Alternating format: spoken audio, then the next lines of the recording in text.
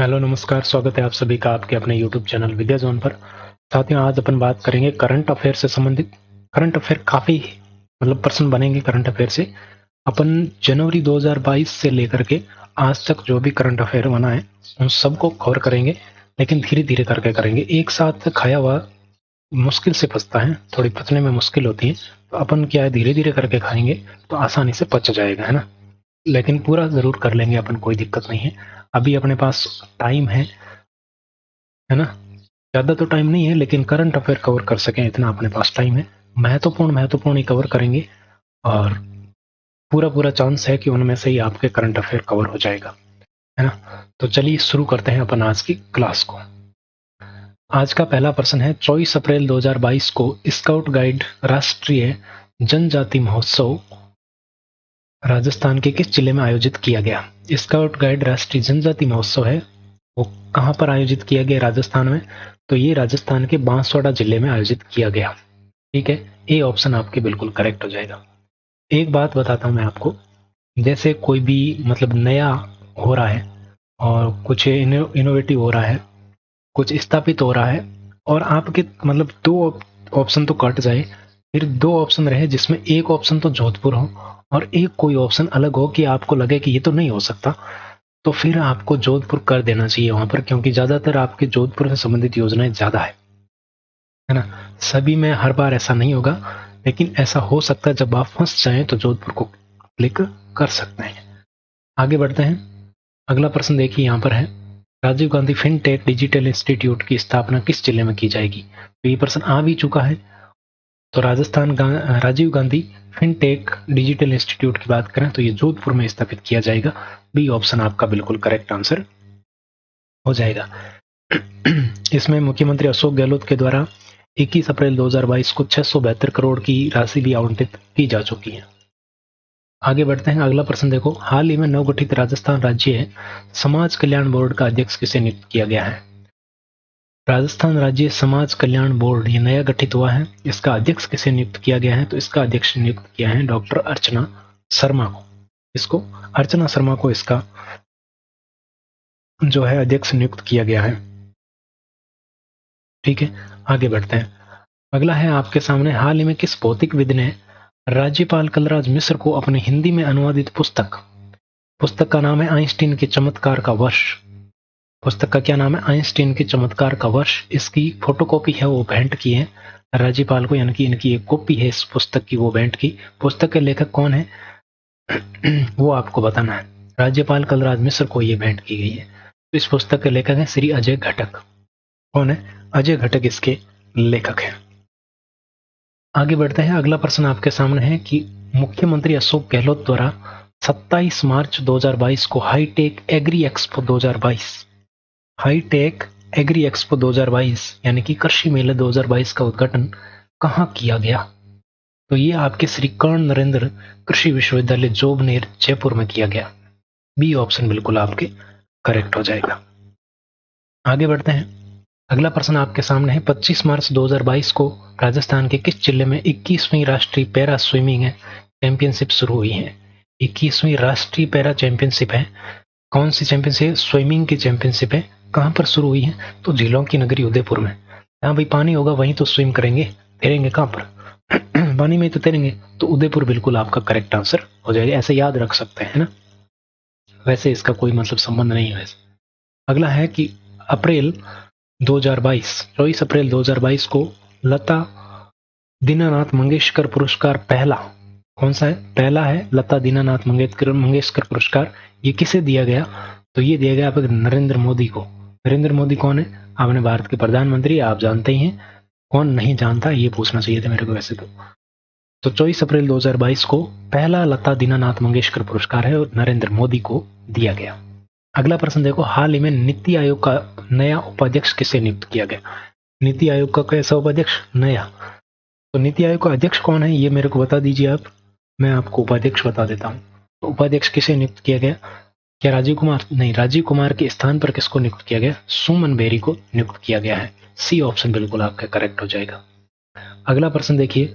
अगला प्रश्न है, भारत में हाल ही में हेलिना गाइडेड मिसाइल का नाम है हेलिना गाइडेड मिसाइल सिस्टम का सफलतापूर्ण परीक्षण कहाँ पर किया गया?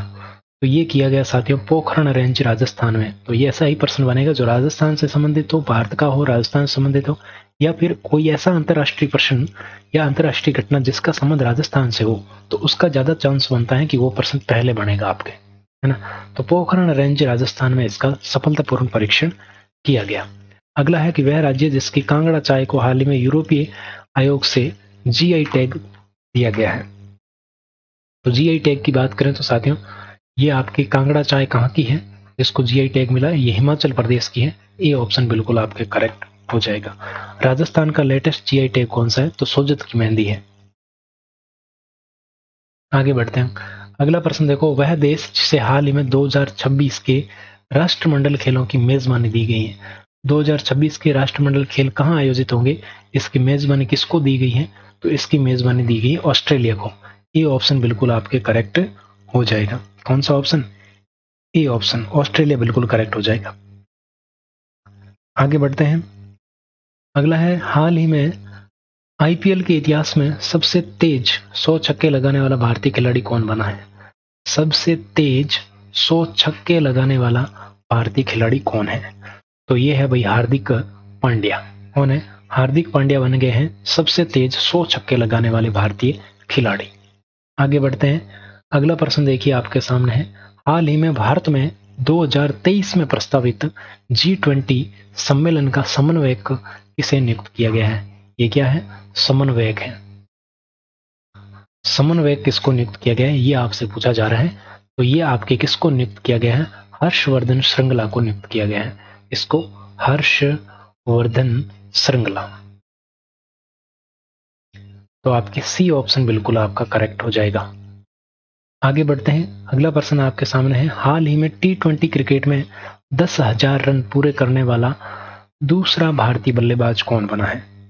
10,000 रन पूरे करने वाला दूसरा भारतीय बल्लेबाज कौन है? तो ये दूसरा भारतीय बल्लेबाज कौन बना है? रोहित शर्मा बना है। कौन बना है? रोहित शर्मा दूसरा भारतीय बल्लेबाज बना है जिसने क्या किया है? 10,000 रन पूरे किए हैं। 10,000 रन इसमें पूरे किए हैं T20 क्रिकेट में। T20 क्रिकेट में, ठीक है। तो आपके बिल्कुल ए ऑप्शन करेक्ट हो जाएगा।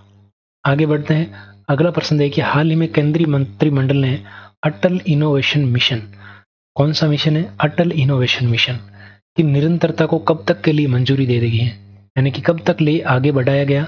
आगे बढ़ाया गया। कब तक बढ़ाया गया? तो ये आपके मार्च 2023 तक बढ़ाया गया। कब तक? मार्च 2023 तक अटल इनोवेशन मिशन को 2023 तक के लिए बढ़ा दिया गया है। तो ए ऑप्शन आपका बिल्कुल करेक्ट हो जाएगा। अगला प्रश्न है, इंडियन प्रीमियर लीग के इतिहास में रिटायर्ड आउट होने वाला पहला खिलाड़ी कौन बना है? किसमें? तो आईपीएल में। आईपीएल में क्या बना है? Retired out.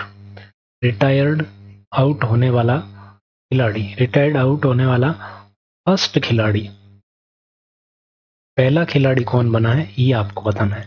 तो ये कौन बना है? रविचंद्रन अश्विन। कौन बना है? रविचंद्रन अश्विन ये बना है। तो आपका ए ऑप्शन बिल्कुल करेक्ट हो जाएगा। ठीक है, आगे बढ़ते हैं। अगला प्रश्न देखिए, हाल ही में भारत की तरफ से T20 क्रिकेट में 1000 चौके क्या लगाए हैं? 1000 चौके, 1K चौके, 1000 चौके 1K। तो 1000 चौके लगाने वाला किस में लगाए हैं? T20 क्रिकेट में लगाए हैं। और किसने लगाए हैं? तो इसकी बात करें तो इसने लगाए हैं आपके शिखर धवन ने। इसने लगाए? शिखर धवन ने 1000 चौके लगाए हैं। शिखर धवन है, ठीक है। तो बी ऑप्शन आपका बिल्कुल करेक्ट हो जाएगा। आगे बढ़ते हैं। अगला है कि हाल ही में रेलवे सुरक्षा बल ने किस अभियान के तहत कालाबाजारी रोकने के लिए आपके एक अभियान चलाया है? तो एक तो है आपके ऑपरेशन अमानत, ऑपरेशन उपलब्ध, ऑपरेशन आहट। तो यहां पर अगर बात करें तो इनमें में से एक तो मैं अभी कालाबाजारी वाला बता दूंगा, ठीक है। अब दो आपको बताना है, कौन सा? ए वाला और सी वाला आपको बताना है, और बी इसका करेक्ट आंसर हो जाएगा ऑपरेशन उपलब्ध। ये क्या करना चाहते हैं? तो ये भाई कालाबाजारी रोकना चाहते हैं टिकटों की। आगे बढ़ते हैं। अगला प्रश्न है, ये किसने शुरू किया? रेलवे सुरक्षा बल ने शुरू किया, ध्यान रखना। अगला है, 4 अप्रैल 2022 को केंद्र सरकार ने भारत का अगला विदेश सचिव किसे नियुक्त किया गया है? क्या नियुक्त किया है? विदेश सचिव, विदेश सचिव नियुक्त किया है, ठीक है ना। तो किसको नियुक्त किया है? तो ये नियुक्त किया है विनय मोहन क्वात्रा, विनय मोहन क्वात्रा। इसकी जगह आपको क्या मिल सकता है? वीएम क्वात्रा मिल सकता है, ठीक है। तो ये ध्यान रखना, सी ऑप्शन आपका बिल्कुल करेक्ट हो जाएगा। आगे बढ़ते हैं, अगला प्रश्न देखो।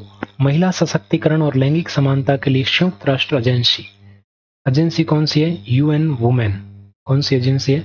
यूएन वुमेन है। इसको क्या मिला है? 5 लाख यूएस डॉलर का योगदान मिला है। किसने दिया योगदान? तो ये योगदान दिया है भारत ने। गर्व से कहो हम भारतीय हैं। आगे बढ़ते हैं, अगला प्रश्न देखो। वह भारतीय बैडमिंटन खिलाड़ी जिसने हाल ही में स्विस ओपन 2022 के महिला एकल का खिताब जीता है। तो आपके लद्दाख में एक यूनिवर्सिटी बन रही है। लद्दाख में क्या बन रही है? यूनिवर्सिटी बन रही है। वो किस खिलाड़ी के नाम पर बन रही है? आप मेरे को बताइए। इसका आंसर आपके पीवी सिंधु बिल्कुल करेक्ट हो जाएगा। आगे बढ़ते हैं, अगला देखो। मार्च 2022 में नीति आयोग द्वारा जारी निर्यात तत्परता सूचकांक 2021 में पहले स्थान पर कौन है? कौन सा सूचकांक है? निर्यात तत्परता सूचकांक, तत्परता इंडेक्स, जिसको क्या कहते हैं? इंडेक्स कहते हैं इसको। कब का है? 2021 का। जारी कब हुआ? मार्च 2022 में जारी हुआ। अब इसमें किसके द्वारा जारी किया गया? तो ये नीति आयोग द्वारा जारी किया गया। नीति आयोग के अध्यक्ष कौन, उपाध्यक्ष कौन, ये सब आपको पता होने चाहिए। इसमें पहला कौन आया है? पहला आया है गुजरात। कौन आया? गुजरात, ठीक है। इसके बाद आपको पता होना चाहिए कि राजस्थान की रैंक कौन सी है। तो राजस्थान इसमें है 11वें स्थान पर, 11वें स्थान पर है राजस्थान। 2020 में कहां पर था? ये 2020 का इंडेक्स आया था, उसमें चौथे स्थान पर था, अब 11वें स्थान पर है। ये ऑप्शन तो मैंने राजस्थान नहीं, पहला पूछा है इसने, तो अपना गुजरात होगा, ठीक है। अगला है बिम्स्टेक। बिम्स्टेक बंगाल की खाड़ी बहुक्षेत्रीय तकनीकी और आर्थिक सहयोग पहल। ये है हिंदी की, इसकी फुल फॉर्म हिंदी में है। इंग्लिश में क्या है? इंग्लिश में इसको ऐसे लिखा जाता है, बिम्स्टेक, ठीक है, बिम्स्टेक। तो बिम्स्टेक की बात करें तो bay of Bengal initiative for multipurpose multi sectoral technical economical corporation, है ना।